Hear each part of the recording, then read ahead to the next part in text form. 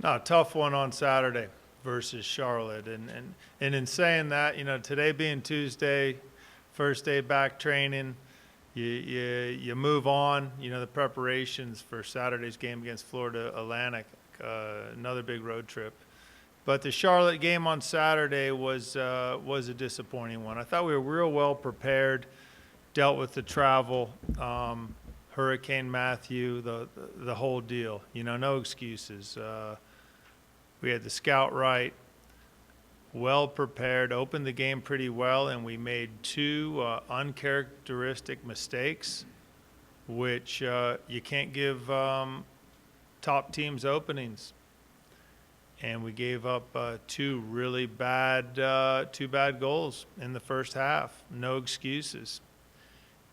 And to come from behind against a top team is a challenge. Now that being said, went into halftime down 2-0, but didn't feel out of it by any means. This is we got a really good team, a confident team. We came out, we scored 10 minutes in, and pushed and had a really good second half, and had our chances to tie it and bring it into overtime, but didn't. And the lesson is you can't spot teams' points, good teams. And we talked to the guys at practice today. The challenge for us right now is to learn from the games up until this point. You can't use energy. You can't be upset and let that take away from you. We still have everything to play for. I think in the RPI, I think we're 40th in the country. We're still receiving votes for the top 25. So the next 6 games will determine where we are postseason-wise, and we have control of our own destiny. It's a very good team, and our guys are up for the challenge. So it's exciting, and it's never easy to get over a loss, especially when you feel you weren't at your best. But that's our challenge right now, is to learn from mistakes, continue to do the things we're doing well, be excited for the next game. And I believe in this team. It's a great group, and highly competitive, goal-oriented. That it's an exciting spot to be in as a coach, to be around a group of guys like this. So we're gonna have a good week of practice. Big road trip again on Friday down to Florida, but we'll be prepared, ready, excited, and excited for it. Coach, you're not a team that doesn't commit a lot of penalties, but some of the penalties that you have committed have seemed to cost you. Yeah, it cost us bad. Penalties are usually it's sloppy defending. It's little mistakes, mental mistakes. Both of these were either off a mistake or directly a result of a mistake, and you can't do it. And I'm not, it's not about naming names. Guys know they're accountable. You take pressure off yourself when you score first. You score early. We need to continue to do that. But it's not a blue-collar team. We want to play soccer. We want things on our terms, sometimes to a fault. And hopefully this is a bit of a reality check. To beat top teams, you got to match them with the toughness and the mentality, and then you beat them with quality. And I thought we got it right as the second half got underway, but it has to be from the kickoff. So I think it's a positive in that it's a learning experience. It reiterates some themes from the opening weekend of the season. But it's our challenge. It's our guys' challenge. They're fully capable of it. For us as a coaching staff, for the players, hey, we can embrace what's ahead of us. And it's got to be one game at a time. It's got to be enjoy the present, not get consumed by the future or the possibilities or the fears. It's be really excited for what's in front of us. And I think we have that kind of mentality. We've got a growth mentality. I'm excited for it. So it'll be good.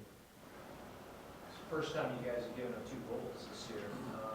Is that kind of a fluke, or are you happy with goaltending still? The goaltending's been tremendous.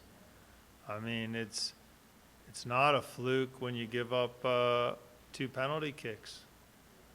Big mistakes that haunt you. So You can't give teams openings. That's kind of usually on the board when we play good teams. Control the controllables, no openings. Because these are teams that aren't going to break you down. And I think in any sport, there's opportunistic teams that are going to say, hey, we're going to play great defense. We're not going to allow goals, and we're going to get our 1 and 2 chances, and we're going to take them. And then we're going to defend, and they're comfortable doing that. And we're really not built that way. We're a team that's going to have the ball.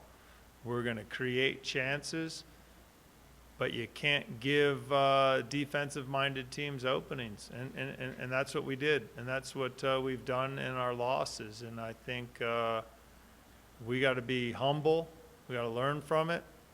We got some young guys out there, but they're top players. And this is the time in the season where you see what you're about, how you manage stress, how you manage academics, how you can manage sleep, travel, diet. It's all those challenges which are magnified here at the University of New Mexico because we have to travel greater distances than most of our conference members. But I think that's a good thing. You know, this is about development, and challenges are good. And if you got the right group and you train them properly, they're going to be up for it. And I have every reason to believe in our guys. And I always will, you know. If you coach them, you better believe in them and love them and want the best for them. And this is a proud group. And like I said, I'm excited. And we said today at practice, it's just like you're twiddling your thumbs, you're killing time until Saturday night at 7. You just can't wait to get back out there. And that's the kind of group we have. Can't wait to just get out there and put the last one behind you. So be a good week of practice and an early flight out Friday, and we'll be ready. You said your guys kind of like the game to go kind of in a certain way. Do you think this kind of experience, like you're losing the game, the penalty kicks and stuff like that, different things happening, just continues to build their toughness? Well, it builds their toughness just out of survival. You realize you got to protect the ball. You got to be disciplined. You got to be good. You're not, I don't even know how to phrase it. You can be beat. We've learned that. And it's not good enough just to say, well, we're better and that other team got lucky. Well, at some point, patterns develop, and you got to be good on both sides of the ball. And you got to be tough, and you got to be mature, and we have those qualities. So it's time will tell. And I think when you start saying where does the season go, maybe there's 10 teams in the country that have done so well these opening maybe 11, 12 games. They've kind of booked themselves a ticket for the postseason. But teams probably from 11 to 70, hey, they got everything to play for. And we're right in that mix, you know. Like I said, we're 40. It can quickly go from 40 to 20 or 40 to 60. It just depends where you're at. And we have big games against top teams ahead of us, so it'll be exciting. Coach, being at 7-4, you got 6 games left before you go to Conference USA, the tournament. Mm-hmm. You pretty much, I mean, like you said, you're at 40 RPI rating. So do you pretty much going to have to win out the next 6 games? And No, not at all. But it doesn't, it's just, what good does it do to guess? You got to win the next one. Yeah. I mean, that's where we're at. By no means do you have to win out. You're playing some big teams. But, yeah, you got to take care of your business. I just don't know how productive it is to start looking in that fashion, and you naturally do it as a coach, but from an energy standpoint, it's just about this next game. So we'll get our chances, that's for sure. Coach, I noticed in the conference that everybody's losing like away. They're all winning at home except for a couple of teams. It's really that important. Home and away is that much difference, huh? I don't want to believe that. I don't believe that. I think you can turn an away game into a great thing. You got a smaller group. You have a lot of focus. You have unity. Sometimes you get to play on a field that suits our team maybe better than our field. So, no, I don't buy that. I mean, there's no excuses in this business. We all get to train an enthusiastic group of smart kids, and if you do a good job, you handle all those distractions and challenges. That's why we do it.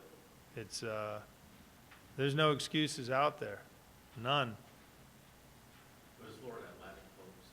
It's a good team, you know, quality players. We haven't had big results, but every game's a tight one, and it's a proud team. So it'll be a big game for them, a real big game for them.